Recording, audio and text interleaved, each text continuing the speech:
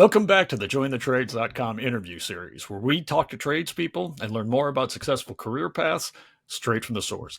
Today, our guest is Benjamin Charles Suter, a heavy equipment operator with many years in the trades. Benjamin, how'd you get started?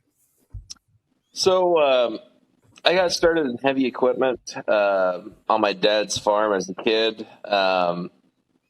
He has a farm, and he owned a construction company that did a lot of dirt work, waterways, drainage, ditch cleaning, and stuff like that. And I learned most of the skills I use now right then and there. Kind of took a roundabout path to getting back into it, but I went to work for a company that was getting into. They were a construction company that were getting into dirt work and stuff, and then they never got into that. I ended up getting into the other stuff they were into because they never got into what they were supposed to be getting into. So I learned a bunch of I learned water blasting, and I learned how to run back trucks and stuff through them because they were supposed to get excavators and they're and dozers. They were going to get into dirt work, and they just never did. So I ended up having to learn what they were doing. So did that. I worked for another company doing that after them, and they actually had heavy equipment. They had some excavators and some smaller stuff and some payloaders, and I did that, and then I decided why do that at $27 an hour when I can do that at $40 an hour and change So my career. I think that's very cool. I think heavy equipment operation is, if I could go back and do a trade, and I've heard that it's a good, it can be a good trade for women as well. I'd love to know your thoughts on that. But I think it's one that I'd be really interested in because I feel like that is like some transformer stuff, do you know? And I don't mean to be cheesy about this, but like it's the kind of stuff you see in movies and cartoons, just being able to operate these giant pieces of equipment to do and have the strength of a robot. It's amazing. Anyway, I know that's me throwing my childish nature at it, but Yeah. Well, I mean, I really think it's cool. I have a lot of fun doing it. I mean, I really do enjoy it. My happy place is on a dozer doing rough cut. Nobody's around you. You're just out there doing your thing in front of everybody else, and it's pretty. I think it's weird that I say zen and bulldozer in the same sentence, but it's pretty cool.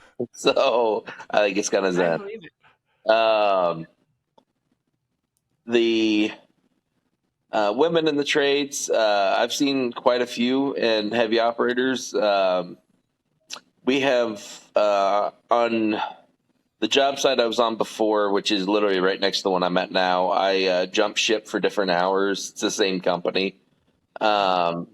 I just switched jobs with the guy for he got more hours than I got the hours I needed this summer with my kids, and I was working with several women on that one that were running the big haul trucks. They were running those around, and that was pretty cool. I know we have others out there doing stuff. I just, I've drawn a blank right now because I want an interview, and that's how my brain works. So, It's how a lot of people's brains work. Yeah, it's okay. Nicole was throwing back to Aliens. I don't know if you remember, but Sigourney Weaver is wearing the yes, full yeah, bodysuit. It was so awesome. yeah. All right. How do you Well, not think hey, of that? Though? It's so cool. Sorry, go yeah, ahead. it is. It is super cool. All right, so you got kind of in a roundabout way got into the system. Now, as far as qualification goes to be working this machinery, what kind of specifics do you need? Are there certain licenses you need? Do you need to pass certain tests? Do you need a certain education? Depends on what you're trying to run.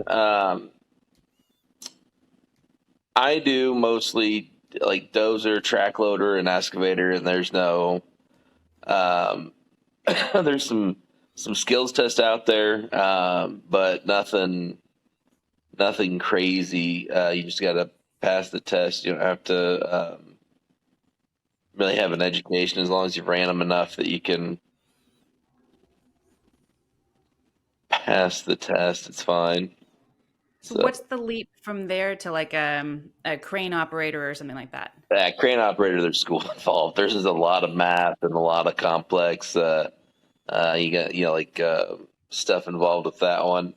I've looked into it, but I haven't tried to make the leap. I've just not convinced. I am. I wish I would have done it when I was younger.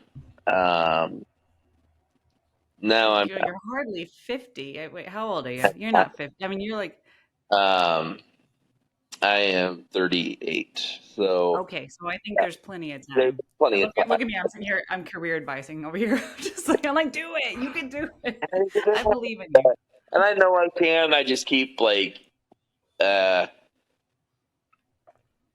I just need to apply. I'm gonna try to get in this winter and do it while we're slow, and that way I'm not missing out on the good money while I'm doing it. So Well, speaking of good money, back to something that you kind of casually threw out there earlier that I'm sure piqued people's attention.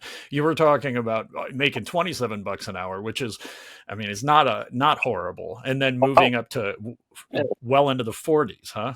Yeah. yeah, yeah, that's our heavy highway, heavy railroad, and I forget what the other one is, but that's our rate for that. And we if you're running like skid steers and stuff, like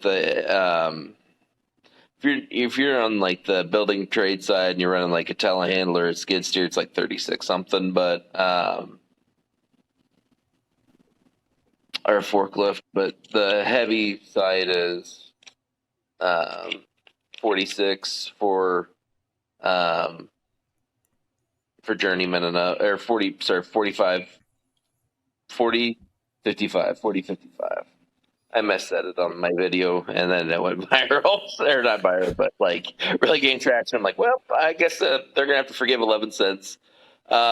I doing the math in my head. I'm our union steward on our job, and I make 18% more, and I don't know how I got it wrong when I did the math in my head. So, um, So, but 40, 55 an hour, I mean, that's still, yeah, that's great money. That's great money. And you're talking about, hey, well, if I want to go back to school and do the crane operation, then that's where the real good money is. But like, that's $40 an hour is already really yeah. great money. So I can't imagine what the crane operators are making then. Yeah, I'm not even 100% sure on that one. I did not have any of them answer my questions when I asked them, so I get a lot of really good like big smiles, like, yeah, that's good money. I'm like, They're gatekeeping. yeah, all right, but all right, I They're guess they're they're gatekeeping is what a they're little doing. bit, a little bit.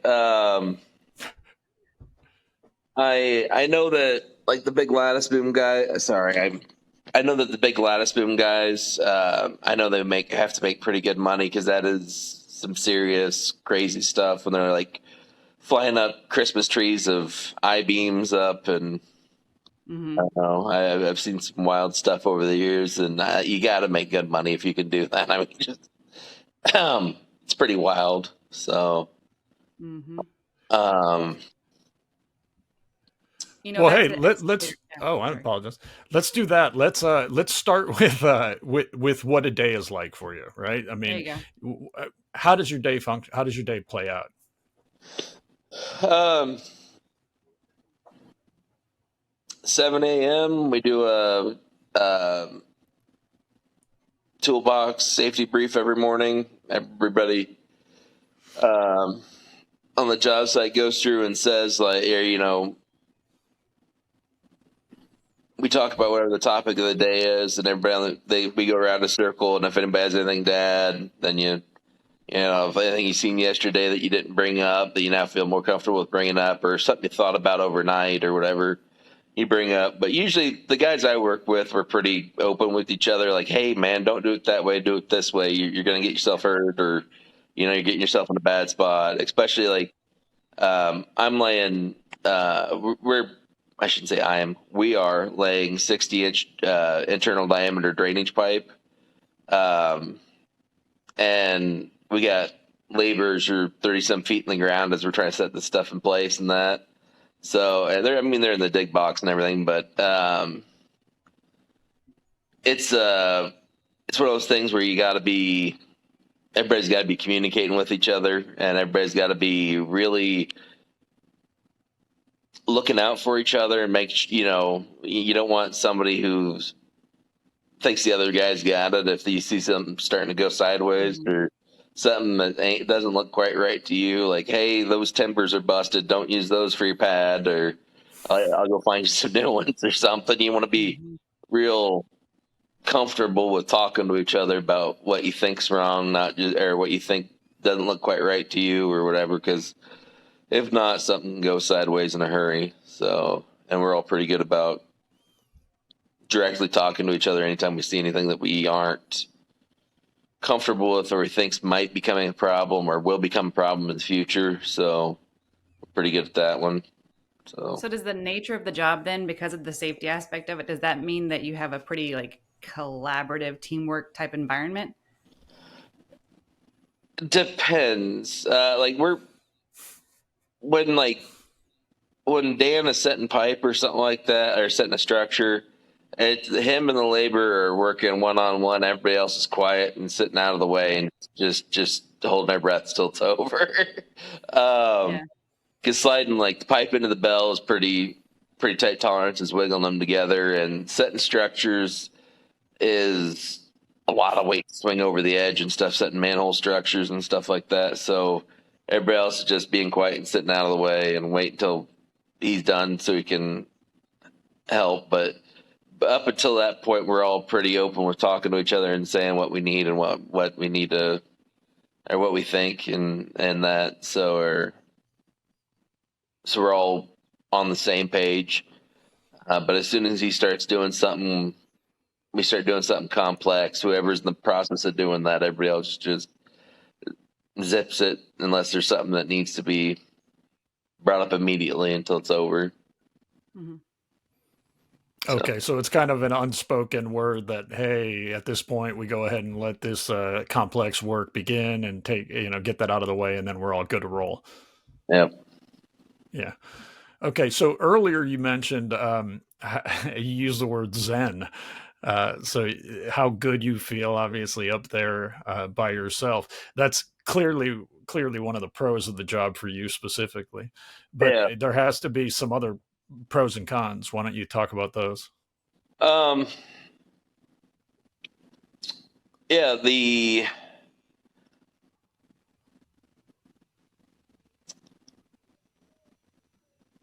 pros right now, there's not enough guys in it, so it's just really, really easy to, like, if I need a day off, I like just need like a day off or something. Like I need to go do something personal. Just telling your foreman, a few days in advance, you don't have to worry about it anymore. Like when I was younger, that was a problem, but nowadays it's a lot. Everybody's a lot more easy going with letting you have personal time off with a few days notice. One of the guys I worked with wanted the day after 4th of July off, and he just said, "Hey, I want to work. I don't want to work the day after 4th of July." Like, and nobody had wasn't a problem. It's pretty good. Jobs are in such high demand. Yeah, with us being in such high demand, it's Yeah. even though you kind of like, I feel a little bad about. I try not to overuse it, but it's there now. Yeah. And a lot of the old foremen that were a lot of yellow. Like, don't get me wrong, there's still some out there, but most of the foremen who thought yelling and screaming was how you ran a crew. Most of those guys are gone. They just, with us being not being enough of us to go around, you consistently making guys walk off your job site became a real problem, and those guys, I haven't seen those guys around like you used to. So most of those guys are now in sales or something else. So I say that because most of the guys I know that were that way are in sales now, which is what it is. But um, I am glad they are not foremen anymore. So um, What other pros do you have? Anything else? I know we talked about, hey, it's good pay, it's high demand, so you've got a little bit of flexibility with your boss because they want to make sure you're happy. We hear that kind of across the board with trades careers these days um, because they're all in uh, high demand. benefits are great. Benefits, okay. Yeah, benefits are great. And depending on, like, I have friends who are still through the union but are like they're contracted with a company and they don't go work for somebody else. Hmm. And those guys, a lot of times, the way they swing it is like the company will pay all their benefits, they'll pay their retirement, they'll pay their pension, they'll pay their insurance and stuff like that. All the way across the board, which is nice. Our insurance is not that much money, but um, where I worked before was worse insurance and more money. So, Oh, uh, it's always a trade-off, right? yeah, it was a trade off. So, so it's kind of nice that it's now less money and better insurance. But the employer pays a portion of it, so whoever my employer is pays a portion of it, and they just pick up the rest of the tab if they want to keep you. Usually, depends. Everybody, like, when you're doing that, you're working out your own details with them, so kind of depends on the company and stuff. So, but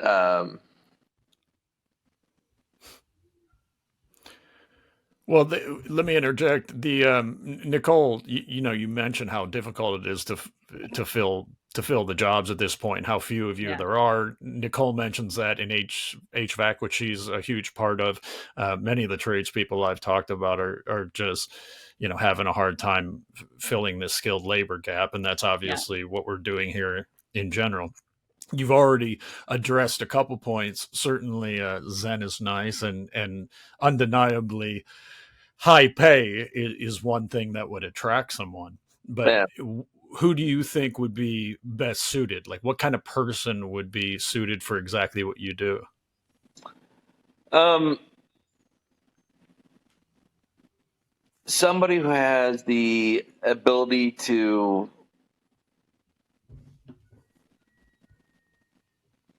understand how the equipment works well enough to know what it's going to do when you do something. Somebody who's kind of mechanically minded a little bit.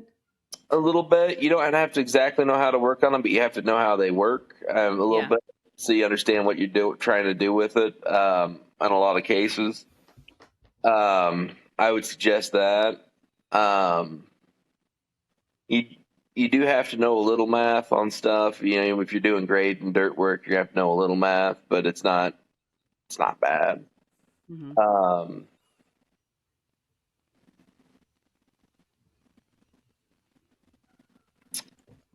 the joystick controls remind me of video games in the 80s, like the late 80s and early 90s.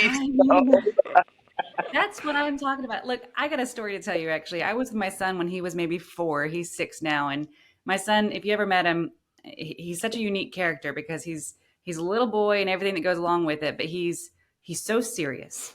And he doesn't believe in make believe things, and he thinks Santa's creepy. And, the tooth fairy is creepy. You tell him that someone's going to come under his pillow to get a tooth in the middle of the night. And he's like, why? That's why. This is my room. He just doesn't believe in, he believes in superheroes. But if he saw somebody, he loves superheroes, just like little boys do. But if he saw someone dressed as a superhero, he'd be like, why is that person in a costume? Just very, very serious and very literal. He had to have been 4 years old. We saw somebody working an excavator in a city type setting. And when I tell you, I have never, it's the only time in his entire life, he's 6.5 now, only time in his entire life, I watched him look at somebody with true hero awe on his face. And it wasn't the machine, it was the dude on the machine. And he was just like, he wanted to meet him. He wanted to shake his hand. Like that to him was a true hero. And to this day, he's like, I would like that job. I'm like, you do it, buddy. Like that is, I mean, who doesn't like to have joysticks to play with all day long? And I say that it's not fair because I'm saying it from an outsider's perspective. So to hear you say that is so validating for me. Thank you. Yeah. A lot of when I started running dozers, they were like foot pedal steer and stuff like that. And now with everything being like the pilot controls where you get the one joystick for the run the blade and the other joystick that runs the forward and backwards and turning, like your directional control. And you got the buttons on there for your speed and stuff. And it's just, and a scroll back and forth. Well, it depends on which one. Some of them have like a scroll back and forth, throttle up and down. And it depends on what you're running. But you ever do like up, down, left, right, A, B, start, whatever it is, just to see what happens? I don't think I should be allowed to have those kind of powers. I'm already kind of a problem the way I am. So probably unlimited ammo or whatever, or unlimited lives would be a real problem. I think that's unlimited lives, isn't it? Oh man, yeah, that'd be a problem if you gave me unlimited lives. Try it tomorrow. Okay, we'll give it a but yeah, it just it's running the joysticks. It's really a lot easier than it used to be. Now the worst part of my day is I get I'm ADHD and I get super zoned in on stuff, and I get really like hyper focused into my task, and I really not paying attention to things, and then some time goes by and I realize I haven't drank water in like 4 hours, and I haven't been out of the seat in 6 hours or 8 hours, and I need to move. I have that problem personally. So, but you called it Zen. So would you say, back to Crew's question, you said what kind of person is a good fit for this role? Would you think people who have ADHD, like they enjoy this from like a cathartic experience, kind of Zen activity? It can be hyper focused when you're on those like super critical, like very precise tasks is great, and then like rough cutting with a dozer is just so relaxing. Once you get to you get the start point, knock you down to grade, and then you just keep working your way out from there, and just shave it on your way out from there, and then it's just so back and forth, back and forth, back and forth, back and forth. It's so kind of rhythmically, melodically back and forth, doing the same thing. Just stick it with it. You get to the next grade, the next grade stake. You double check to make sure what the change is. Like, are we going to from 3% to 5%, or what are we doing here? And then you just go back to what you're doing after you figure out the change in grade, and you just keep going back and forth. And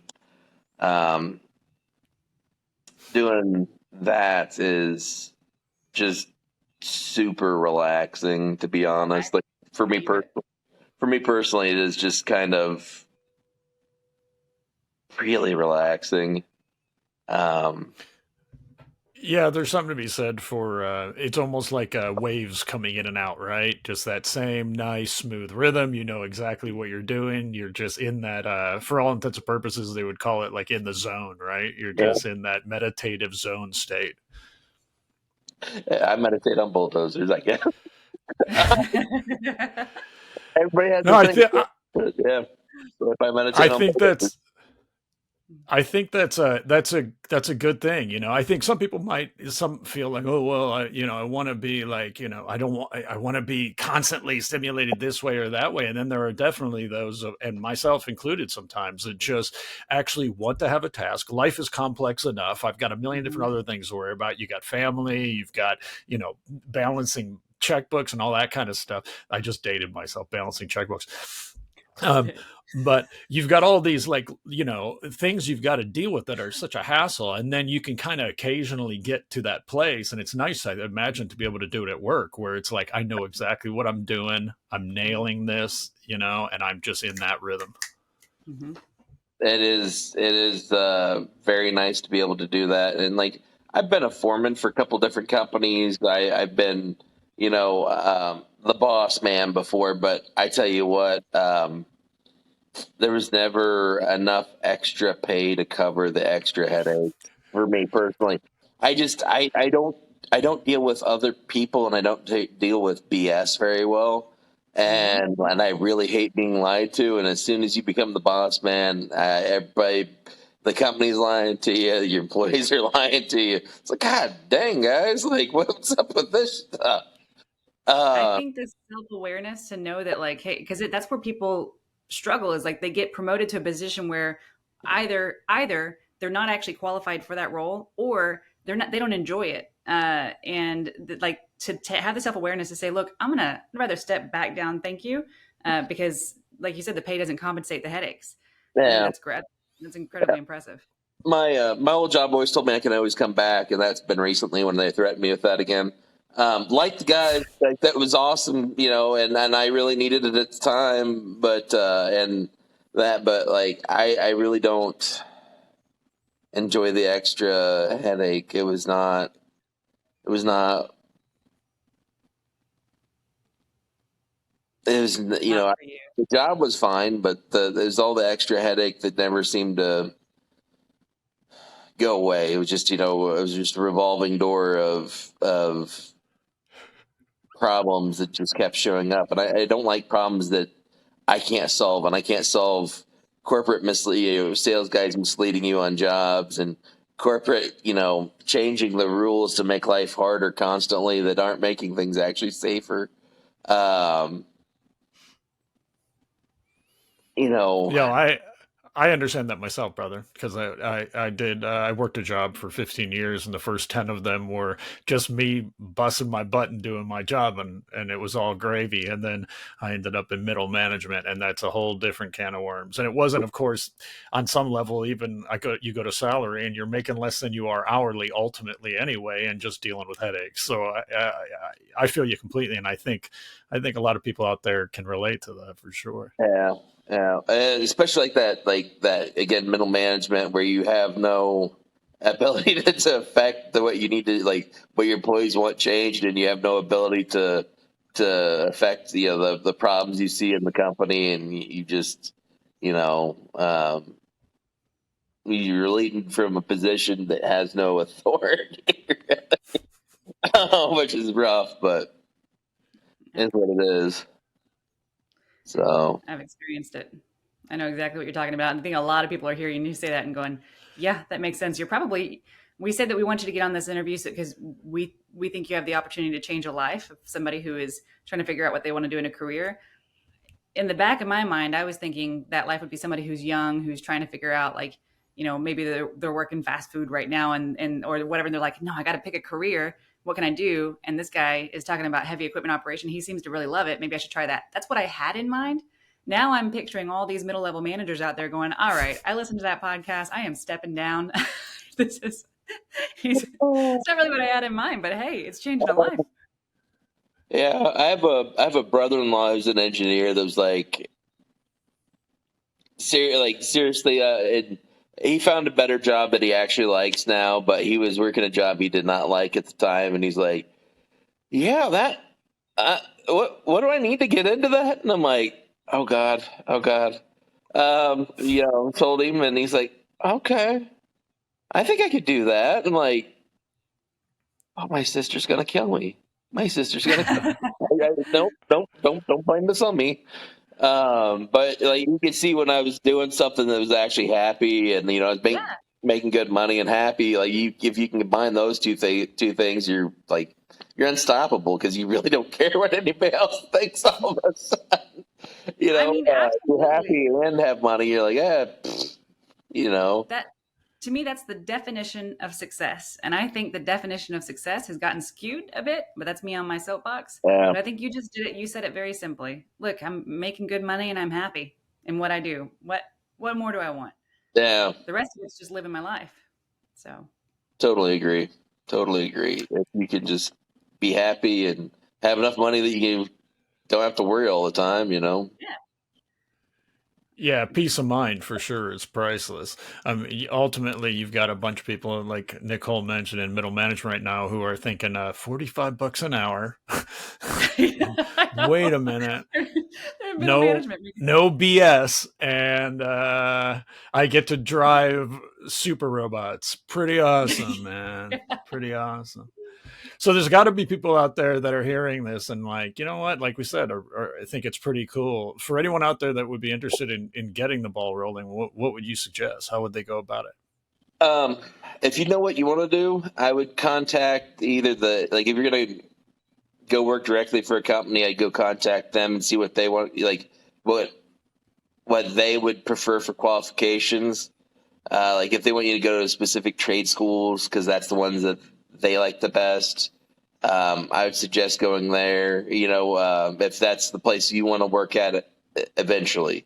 You might have to Mhm. go work somewhere else to get your time built up for them to take you, but if you got the qualifications that they want when you show up, you're going to get that job eventually if you just keep showing up and applying. Um, I suggest, for personal experience, contacting your local union hall and asking questions. They have people there Monday through Friday at most of them. Usually, 8 or 9 to 5. What is the union? What's it? What's the heavy equipment union called? I'm out of the International Union of Operating Engineers. There's some other ones, and like most unions have operators. Like carpenters have guys that run the lifts, they're the telehandlers and stuff, the rough terrain lifts and stuff like that. So Mhm. you can usually find most union halls will hire operators. Um, I'm not. You need to ask a lot of questions when you go to do that because not everybody pays the same, and not everybody has the same qualification that you need to get started. So But I will say this about unions: they are always very like it's documented as far as how much am I going to make. Well, with this level of experience, you're going to make this. We can guarantee that. And with this level of experience, you're going to make this. We can guarantee that. That's typically what you see in the unions that I've worked with. But I'm only familiar with more of the MEP, mechanical, electrical, plumbing side of the house. So, is it seems similar? Is it similar with yours? yes, yeah, it's similar with mine. There is a scale. And like you can tell, like as an apprentice, I'm going to make this, and then as you go up the scale, you'll as you hit your benchmarks as an apprentice, you'll start moving up the scale. Um, and it's all as you're signing up, they're showing you this and they're explaining it to you. And um, I showed up day one and tested out of into the journey level position, so I kind of jumped the line a little bit. Because you grew up on a farm, Yeah, which I yeah, mean that's I've fair been, though. Like yeah. My dad's got photos in a photo album somewhere, or my parents do it in a photo album somewhere. Me literally have to stand up to run a bulldozer because like you're running the foot pedals, and I had to literally like stand on with both feet to push down enough to get it to turn. Um, and like um, my mom would run me from school to job sites and drop me off, and a lot of times I'd be the only person on the job site just running, oh my gosh. until my dad got there from work, and get there and help, and so yeah, it was a different time back then, but Yeah, yeah, latchkey kids and all this. yeah, Kind of the equivalent. You were a latchkey worker. yeah, I was employee number one. Employee number one. That's perfect. You need the t-shirt. Yeah. That's it. So, So I think that's great advice as far as how to get started. There's so much debate out there as far as union, non-union. I think there are ways to start in the trades that are non-union, but I've okay. never that are very successful. And there's great, great, great companies out there to work for that are non-union. But to your point, like going to approach the union, they're in connection with so many contractors and they have these standards in place to say, hey, this is what you're going to learn, this is what you're going to make. So it does offer that structure or that kind of career path that is, look, I haven't met a lot of people who are in the union who regret it because, they've got a pension, they've got all these different things. So it's not me being pro union versus non union, all that. I'm just saying, like, I think that was great advice. Yeah. And I've been on both sides, and I just like personally, I have never had a union do me like treat me wrong. Right. I do know some people who have told me horror stories, uh, but that was really like a really rare thing of, and I don't know how much I actually believe that, to be honest. But it was, Yeah. I'm sure you can have a bad experience. I mean, you can have a bad experience at Disney World, right? I was going to say, So, yeah. um, I just, everybody's got a different experience and everybody